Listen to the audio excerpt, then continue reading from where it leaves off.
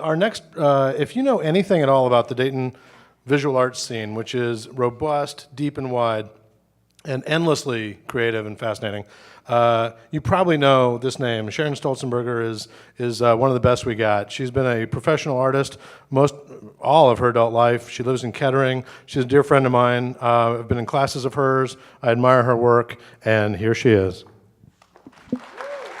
Thank you, Ron. I couldn't have said it better. I'm ready.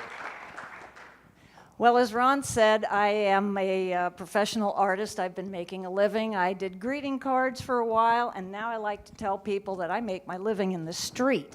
So that means I have to have something to sell. And I do the outdoor and indoor juried art fairs, and this is a typical view of my booth at the shows.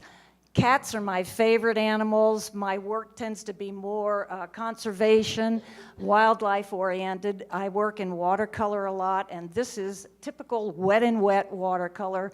The paper is wet when I apply the paint, and it bleeds out and does all the rest and makes those soft looks.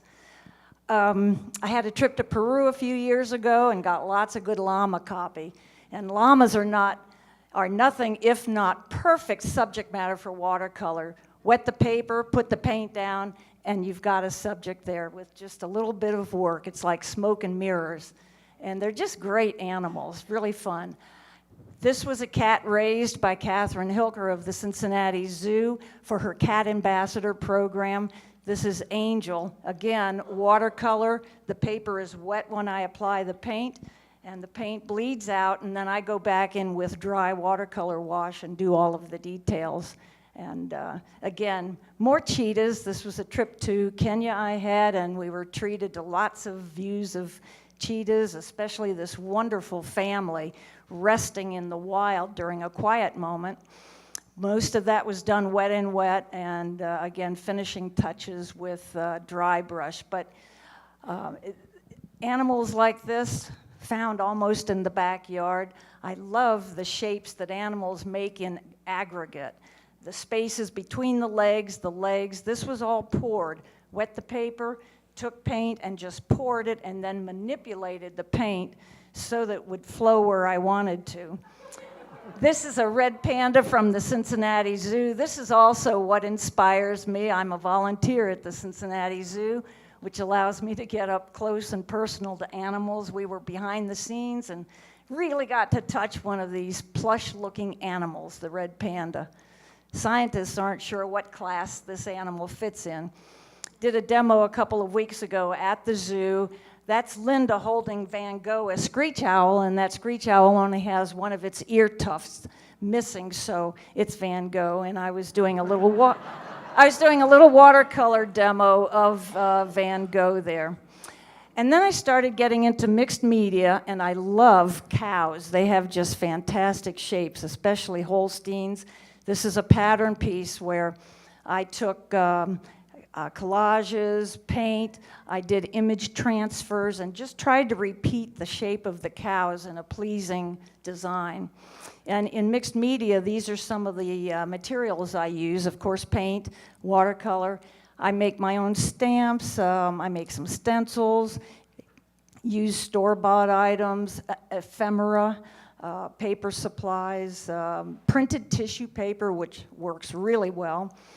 Then crows began coming into my life, and they're just fantastic. They're very smart, clever birds and excellent subjects.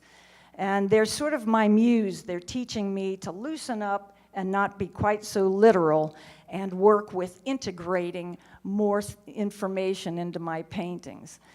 This is a little more simple design. A lot of what you see there is image transfer and printed tissue, which I like because it gives a see-through effect. You can see inside and behind and the background, which is kind of fascinating to me. And crows are a bit of a mystery to me as well.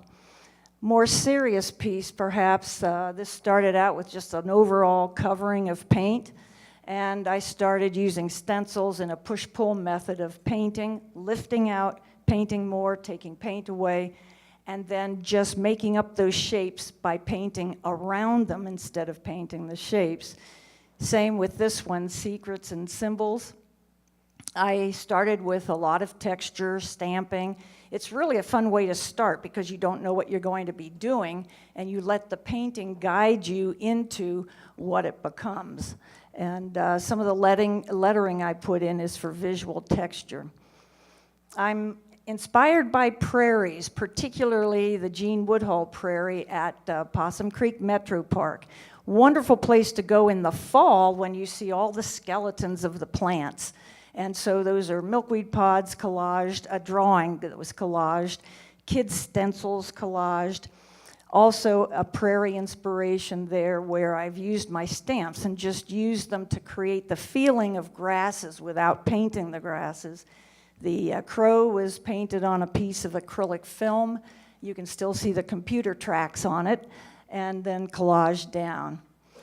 And I call this McBride's Heron for the person who bought it. And I love the explosive energy that you see in a bird lifting off. And I tried to create that there by not doing anything real tight about what the bird looks like, but instead just give a white splash with color. This was inspired by the 1913 Dayton flood. And again, I did this wet into wet, but I was working on canvas, wet the canvas, poured watercolor and acrylic, and just simply moved the canvas around to get that paint to move and create the water. The start of this painting was in my studio for 2 years before I got it out. Didn't know what to do with it until I saw the forehead and the jaw lines of the horses. And then after that, it painted itself. It literally told me what to do. So I painted all the spaces around the horse heads and came out with the horse. Again, back to watercolor and my favorite subject. This is one of my pets. And you can't make a living if you don't have something to sell in the street, and cats sell. So Mustache Kitty and I would like to welcome everybody a very happy, inspirational, and expressionist holiday. Thank you.